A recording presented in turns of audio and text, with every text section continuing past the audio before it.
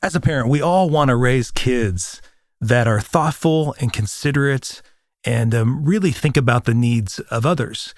And so many times we get triggered when our kids are selfish because, man, we don't want to raise kids that are narcissistic and entitled and spoiled. But can that really cause problems in our kids' lives later on where they don't trust themselves, where they don't know what they want?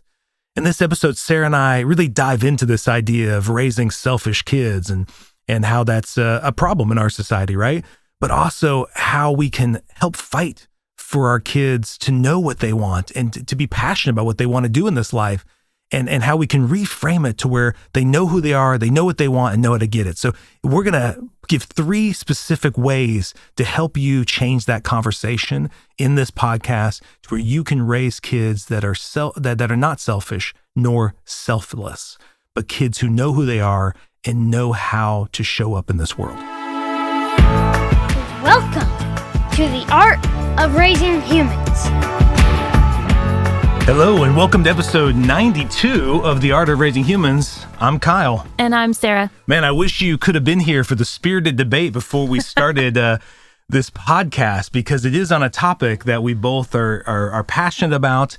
And I think it's an important one, Sara, because in the practice where, I'm getting to see a lot of teenagers and help a lot of kids going into college and stuff. I'm finding this real struggle with this word selfish. Yeah. And so we just struggled with that word a little bit. So we want to take a moment in this podcast to really dive into that word being selfish, right? Uh-huh. How it's defined, and how lots of times in our parenting, we're raising kids that think they're selfish, that think being selfish is bad or wrong, and what they define as what being selfish is, right? Mm-hmm.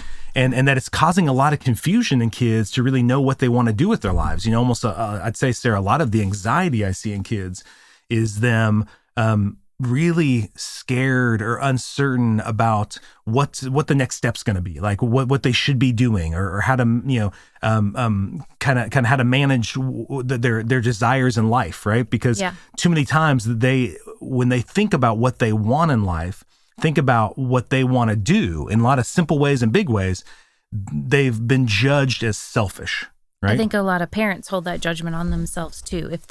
If a mom wants to take a nap or go do some self-care, they also maybe have something running through their brains that says, well, that's selfish. I shouldn't do that. Or if a dad wants to, I don't know, go watch a football game or something, I should. I think there's a lot of I should be doing something else. Yeah, this is selfish. I should be taking care of that. This is selfish. Yeah. And so what I've noticed with the kids that I'm watching, the way this kind of, I'll give an example. I have a kid that comes to me. Kid is, in high school. Kid's working a lot. Actually, making money, doing stuff. Wants to. Really ambitious kid.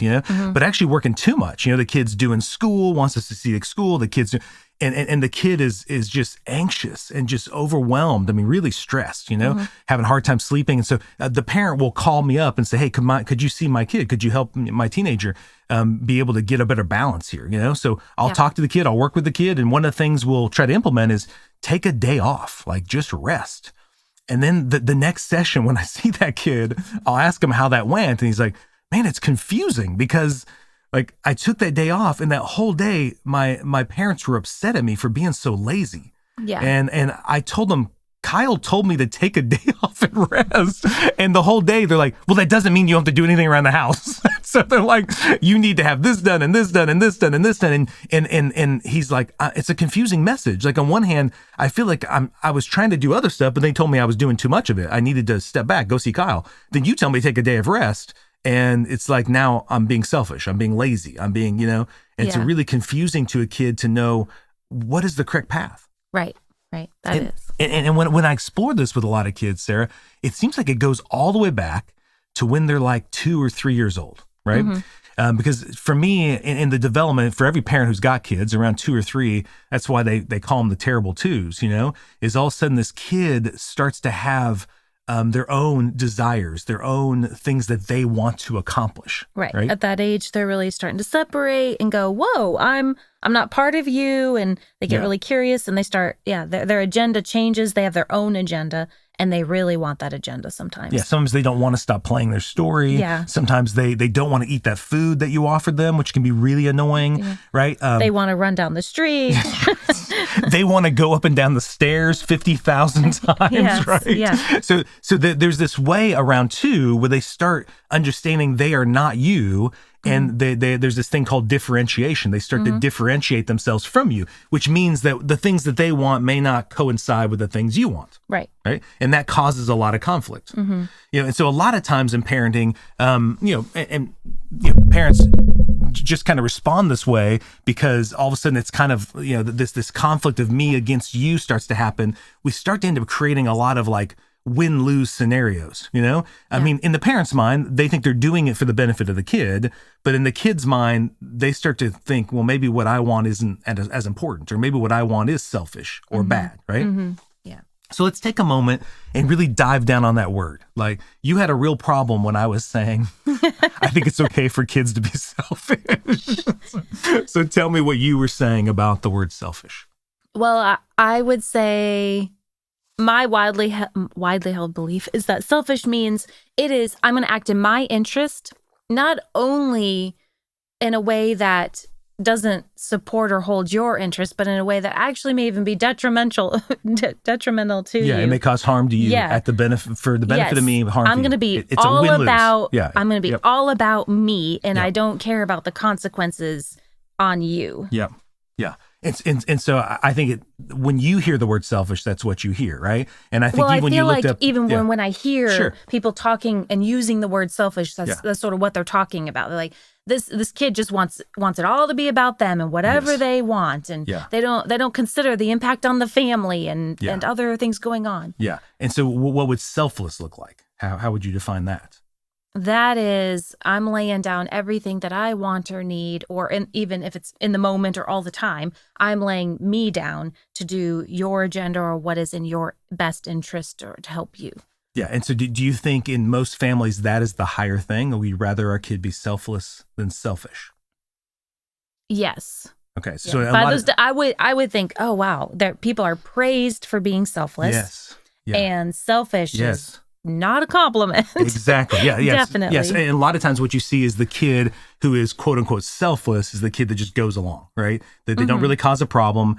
Typically, and I do see those kids at the practice as well, kids who don't know what they want because they've never really tried to think about that. They're always just saying, I'll do whatever my parents want or what my siblings want. Yeah. So I'm sure even like that kid will stay and clean up the chairs in the room, or they'll give up their seat, oh, you can sit here, I'll move. And they're in little ways and in big ways, they're giving up whatever would prefer them. They prefer the other. And then there's the other kid who the parent may see as selfish, who's always making their needs the priority, right? If it's not their way, then they're going to cause a big wreck, a lot of havoc, a lot of chaos. And very little kids, 2 and 3 year olds, they're such a great way of seeing that because they kind of are. They're very present focused and they're very me focused. It's all they know. So it is, I want food now, or I want this toy right now, so I'm going to smack you and take it. Yeah. Right? Yeah. They very much have come alive inside to the idea of what they want and what they need, and they just go for it. Yeah. And so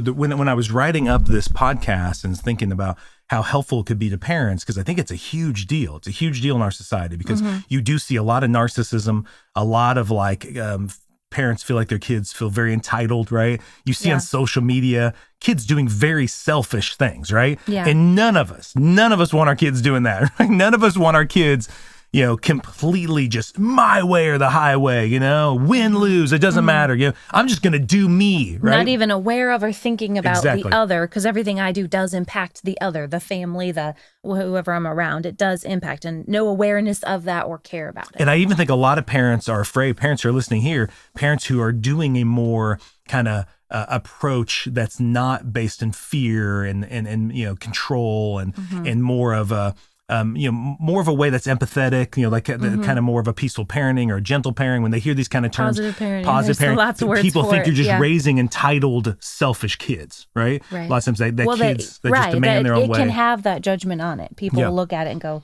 oh yeah, your kids are Exactly. Terrible. So you felt it was very important to make sure we define what we mean, right? If I use the word selfish, what I'm saying by that, it isn't a win-lose, right? Yeah. Really, when I'm using the word, Sarah, I'm thinking about how lots of times if I say that word at all to a kid I'm helping, like and say, hey, what is it you want to do in this situation? Have you thought about what you want, right? The kid will feel bad. The kid will feel like it's wrong for them Right. and even if they're fighting for their own way, like even if they're saying I want, they feel like it's wrong for saying what they want because it's going to cause conflict in the family, Yeah. right? Somewhere in their life, they've had an adult tell them that is selfish. If Yes. you're aware of and go for what you want, that's selfish. Mm-hmm. And so those voices come back to haunt us even as adults, right? Yeah. So those voices come back and cycle through our heads and go, oh, if I go for what I want, that's going to be selfish. I just wanted to take a moment to tell you about an exciting opportunity that we're doing in 2024. You know, the past decade, Sarah and I have had the privilege and the joy of getting to coach so many parents in changing their the way they discipline at home, moving away from fear-based approaches.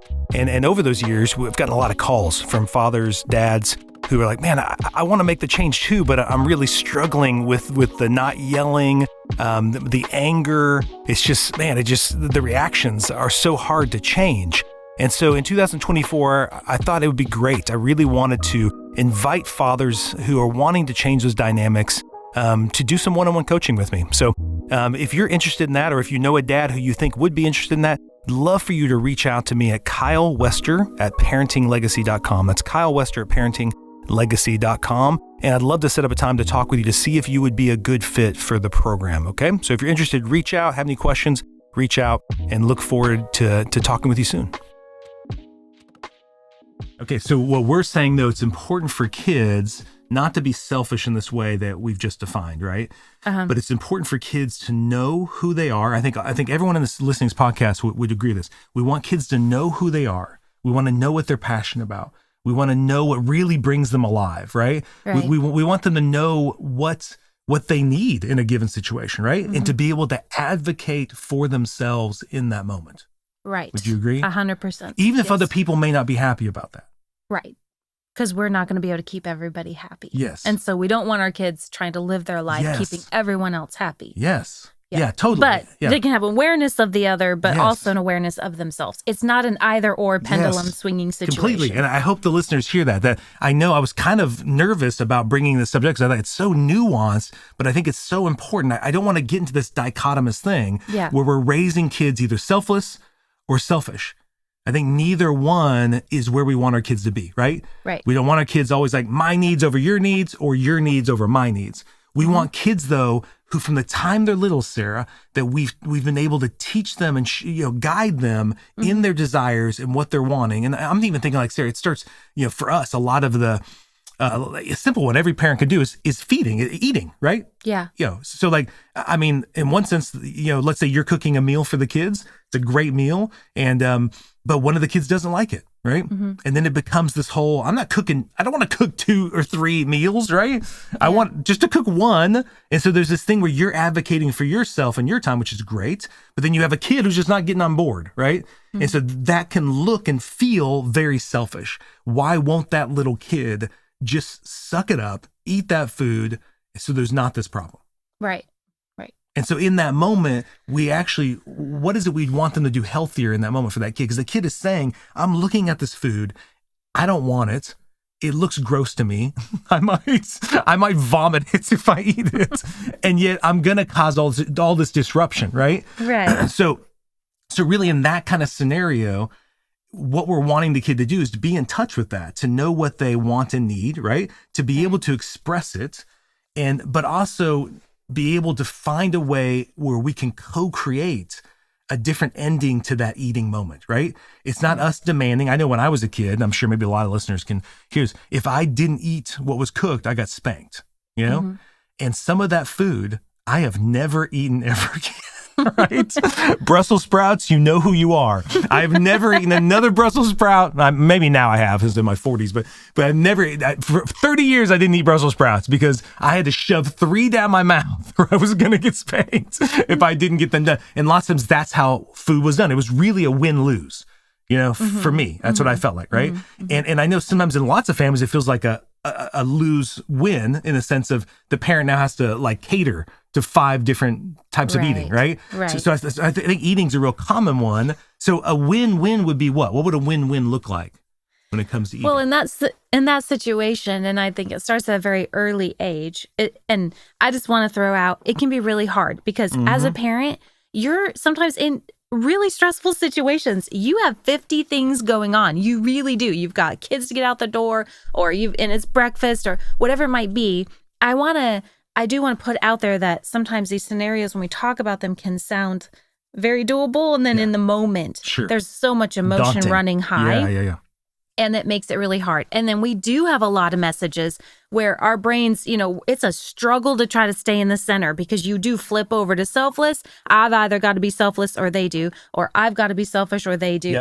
That pendulum swinging back and forth, it's like a constant struggle to try to bring balance within yourself. Yeah. First, and you're thinking, I've got to bring balance in myself, and then I'm trying to teach my child some balance. Yeah. So it is that slowing down the moment as much as you can to help the child hold with you. You want to join with them and say, what is it you're wanting and needing? Yeah. What is it I'm wanting and needing? Let's make sure we're both aware of that and communicating that. Because I want that inner voice in my child. I don't want that. I don't want my kid. Some kids just think no one's listening, so I got to make that voice even louder. Yes. Yep. And then other kids will. That's me. Yeah. And then other kids like me will just go, okay, fine. Yeah, there suppress is it. no Suppress me. it. Don't listen to that voice. And you lose touch with what you even want. And feel like you're so indecisive and like, I don't even know. I don't even know how to be aware of what I want. But even with, like, I hear what you're saying, but even with me listening to that voice, then I felt very selfish. Right, it was a felt judgment. Very bad. That's There's a judgment on it. I'm gonna make mom and dad have to get what I want, and they're gonna be mad about it. I hate that I do that, right? So I want you to hear that, parents, that even that kid that is loud, like, I didn't like that about me, and lots of the kids I see, they get mad, like, why am I like this? I wish I could just shut that voice Well, there's down. a judgment on both sides.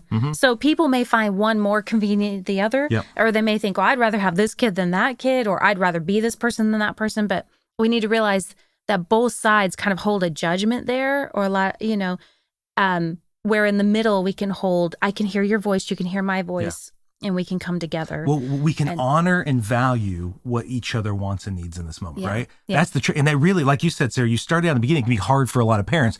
I think a lot of parents, even among adult friends in marriage, it's hard to do this. It is. It seems like it's very, either you're being selfless. I think it's a constant work. I don't think we have not arrived at some beautiful place. No, we have not. And I think it just is humanity, right? This is part of the process of being human. Yeah. To have this struggle and work through it and just be working and working and working. But that's why I really wanted to hit this topic, is I don't care what age your kids are at. You can start this today, of switching this mindset of it doesn't have to be either or. It doesn't have to be either you're giving up what you want or you're demanding what you want, right? That but you really want, we want kids who, yes, understand the impact of their decisions, right? With that whatever choices they make, it has a ripple effect, and it affects some of it. So we want our kids to make these decisions with a whole brain being used, like a full perspective, where they're able to see it in a circumspect way, not just from their own narrow perspective or your own narrow perspective as a parent. We want them to see it from both sides, right? Or all those different sides. And we want them to be able to be in touch with what they need and what they want and what they're passionate about, because the real mix that the kids get into, is when they're young, it's like, the parent's way seems to be more important in some cases, right? Yeah. Or the kid's way, right? And so then when they get older, then they're needing to become this independent human who now knows what they want and knows how to pursue it, right? And it's either they do it arrogantly and narcissistically and like, I don't care who I hurt, I'm just going to go get what I want. Trampling everything down for me. Yes. Because I'm tired of people telling me what to do, right? Or the other kid who's, I don't even know. I don't know who I am. I don't know. Please guide me. Tell me what to do. Yeah. And that's what I'm seeing more. Or they seem lazy and apathetic, or Yeah. they just have, because they kind of are. They're just kind of turned off to anything inside, what's going on inside of them. They don't know how to connect with I that. almost think that I think a lot of times, Sarah, that's what the draw to social media and just being lost on the devices is for a little bit, it just makes that voice go away. You know, Yeah. I remember even as a kid, Sarah, I mean, this is just popping into my head when we got a Nintendo, and I remember playing a Nintendo for like 8 hours in a day, and it would be so peaceful in a sense of like, I had purpose. I knew exactly what I was supposed to do because I was going to defeat Bowser or whatever the stupid thing was, or I was playing Final Fantasy or something. And for 8 hours, it felt like there was peace. That voice was gone. But then when I was done playing, I felt like crap. And I felt like I'd been so lazy. I'd been so selfish. I could see all the things around the house I hadn't done and heard my parents' voice of like, why did you waste all that time, right? And so that's where we really want to raise our kids to be able to listen to that voice and not try to mute it and not try to hear that voice as something that's helpful, to listen to those desires inside them and actually be in tune with them, right? From simple things like I guess food's a great one of like, I don't like that food, but it's not going to kill me. I can still eat it, right? Like that to me is the balance with food, right? Is like, I see that it's not my favorite, but I can still eat it. Yeah. You know? Yeah. And so it's not like, well, it's not my favorite, so I'll never eat it. It's also like, I'll just eat it and act like I like it. You know? It's this combination of, I can be honest and say, hey, this isn't my favorite thing, but I can still eat it because I feel like you spend a lot of time making it and I want to honor that. Right? Like I remember I was in Thailand, Sarah, and I ate some silkworms. That was disgusting. But like I ate silkworms because in the village, that was an honor when they gave that to me. And I wanted to honor that. Yeah. But I didn't like it. You know? And so I hope you were sort of selfless in that moment. Yes. And I know you were saying that. That's what we want our kids to know too. That being selfless has its own benefits, right? Yes. Even as I ate the silk, that wasn't a win-lose. It was a win-win. Like I learned something in this moment by doing that for them, right? And I think everybody on here, I hope everybody listening I think that's your heart for your kid, is we want to raise kids who know who they are. They know how to advocate for that, because many of you have not done that. Many of you have pushed aside your own needs and wants and don't really even know what you want or don't know how to fight. So we want our kids to do that, but we also want to know sometimes you do it for the benefit of the other. Yeah. You know? And the crazy circle is it actually benefits you when you do that. Yes. It raises people feel better about themselves when they do that. It has a lot of benefits for you and for your child when you do that selfless act. Yeah. So you're wanting to hold both, but you don't want the kid who's walking through life selfless. Yeah. And unaware of their internal world.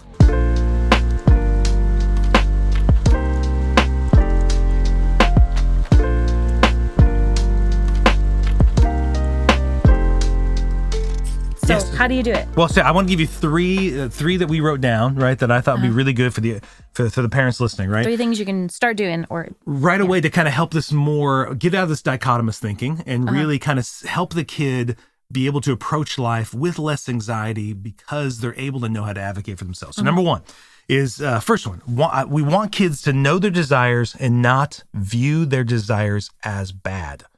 We want them to learn to trust what they want, whether that is food, sleep, like I'm thinking, you want to teach them to listen to themselves. So one way that I think I do this a lot, but at times the kids in 6th grade, this is like a school kind of example, Sarah, but a lot of times with kids, they think they're getting good grades because their parents want that, right? Right. They think they have to care about school. Right. They've actually never thought about what they want. They're just like, I know I need to get this because that's how I get praise. That's how I get, maybe some parents are paying for grades. Yes, there's these reasons outside of themselves. Yeah. And even like it goes so far, Sarah, where a lot of times the kids aren't even picking their own classes. Like it's like the parents are picking them because the kids just like, I'll just do the classes they tell me to do, you know? So I want them at an early age, at least by 6th grade, to be sitting down with the parents and having those conversations. Like, what is it you want to accomplish in school this year? What kind of grades do you want to get, right? Yeah. And you see, like, this conversation can sound very selfish. It sounds very like kid focused, of just like, but I'm wanting them to build that muscle about them setting goals for who? For themselves. Yeah. You see what I'm saying? But that can sound very selfish. I want them to set goals for themselves, and then the parent can say, how can we help you do that, right? Right. So this isn't a win-lose. This is instead the kids choosing something for them that benefits them, you know? Yeah. But of course, it's going to benefit the family too, but I want them to focus on how it benefits them. Yeah. Them getting those good grades is going to benefit them more than anybody else, you know? Yeah. Now, inevitably, I mean, I'll have parents, Sarah, kids who are actually like trying to get scholarships because they've been told for a long time how expensive college is going to be. And they're not even doing it for them. They're doing it because they don't want their parents to. And I love the kindness of that, right? Mm-hmm. But there's also an imbalance in it. You know, the kid isn't doing it because how good it would feel to be able to say, I got that scholarship for me. Right. I didn't do it. So, Right. So I think number one is. They go through a lot of places. Their teachers, the classrooms are full of what the teacher wants, what the coaches want, these goals and sports, that it sort of involves them, but there's a system at play that they're really kind of living for and they're participating in. So we do want to bring it back. We want to help them. Yes, we know the system, but what about you? What's going on inside of you? We want to raise that internal awareness. Yeah, it's great. So number one is teach them to listen to themselves. Teach them to listen to that voice. Teach them to trust it, to trust that thing in them. It isn't bad. It isn't bad, right? Even if you can't always give into it. It's not like you're going to listen and do everything your internal voice says. But that brings me to number two, right? Right. So number two is create win-win scenarios, okay? Let's get out of in our home, I think, it's not to say it's always win-win, but I'd say we want it to be 99% of the time. Yeah. 90%. 99 is pretty high. 90% of the time, a win-win. It is something we're aware of, we work towards, and a lot of that happens because we discuss it. Yeah. Even as a 2-year-old through all their lives, that is something I feel like came early on for us and we've really worked at. Not giving a judgment to the fact that the child doesn't want to go to bed or wants that toy, or, it might be, I want to play soccer and I know that's going to be inconvenient for you. We try to talk about what everybody wants and needs. Yeah. And hold all those things at the table. Yes. Yeah. So what I want is important. What my child wants is important. What sister wants is important. Yeah. We bring that all to light and ask. And I know when you're saying that, does that take time? It does take time. It does, yeah. But you know what it does? It creates better sibling relationships. When you model this to the kids, almost all sibling conflict is about win-lose stuff. It's about, I need to get my way over your expense of yours, That's what creates, I think, 80% of the conflict among siblings. Yeah. And so if you're able to model this, and then they are then able to do that with each other, to create win-wins with each other, it's going to help with those, to raise, this is really how you've raised friends for life, rather than, kids who just get along at home and until they leave the house and never spend time together, right? Yeah. And we'll say, everybody's important and everybody's wants and needs are important. So we highlight that and bring that back to the table. We value each person here and what they need. So the third one is teaching them about sacrifice. And that sacrifice isn't just about giving up what you want for the benefit of others, but it's actually beneficial to them as well. So when you sacrifice, it actually increases, their ability to better understand people. It increases their ability to be able to love and be loved. I'm even thinking as a parent, every parent knows this. I mean, how much you sacrifice. And I think initially, Sarah, I thought being a dad was a win-lose in a sense of it was a win for them when I was, you and I were up late at night as they were, having a hard time sleeping. And I felt like I was losing, I just want sleep and they're taking my sleep from me, right? It wasn't maybe even until our third, Ellie came along and I'm sitting there holding her at night and I'm like, wait, this is a win-win. As I'm holding this sweet little baby and I'm losing sleep, but I'm gaining so much more. I'm gaining this connection with my daughter. I'm really this is how I know I love her, is that I'm doing this. Yeah. And this is how she knows that she's loved, is that I'm doing this, right? So even in those moments, if you can kind of help, I know that might be a little more difficult, but I think you can model it to your kids, but invite them in that conversation that when you're seeking win-wins, there are times where you look like it's a win-lose because you're sacrificing maybe what you want and you're not fighting for that. Yeah. But it's really, no, you're going to benefit from this. It isn't you're just doing it so people don't get mad at you. Or it isn't that I guess that's what, you're not doing it. You're not sacrificing so you're not selfish. Right. You're sacrificing because you love that other person, right? You're sacrificing for the better of the whole. Yeah. Right? And I think you even just bring that to light, after the child let's say, does let their sibling play with a toy first when they both want it, you can check in with them, like, bring this to light. How did that feel? How do you feel now? And help them be aware of the benefits to them, that it wasn't just that they gave up a toy. Yeah. But usually they're like, well, I'm kind of proud of myself. Yeah. And look how strong I am, that I'm so patient. Mm-hmm. So you want to bring that highlight, but not of, oh, that other kid's so bad. But you also want to, it was, you fought for what you wanted this thing, and that's okay.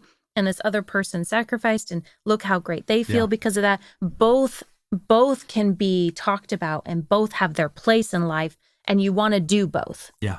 I'm even thinking about, Sarah, like, as a parent, lots of times you maybe don't try as hard when you're playing a game, right?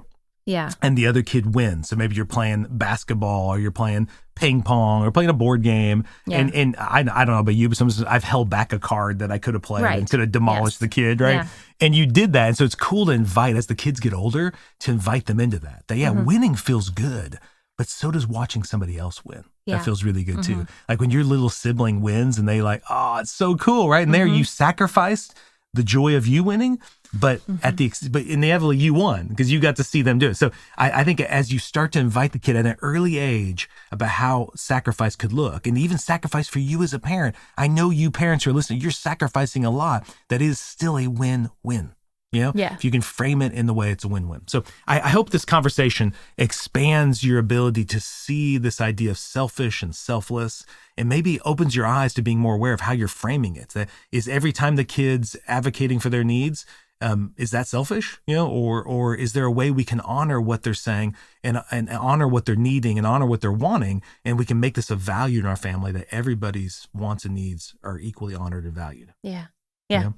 So if you, please, we'd love for you to rate this podcast, put your comments. We'd love to hear your thoughts on what you think about this idea of selfish. We always love hearing from you. Come join us over on our different social media pages. We'd love to have you there. And that's another way we'll continue to increase this topic. And we hope you have a wonderful day. Thanks for listening. The Art of Raising Humans podcast should not be considered or used as counseling, but for educational purposes only.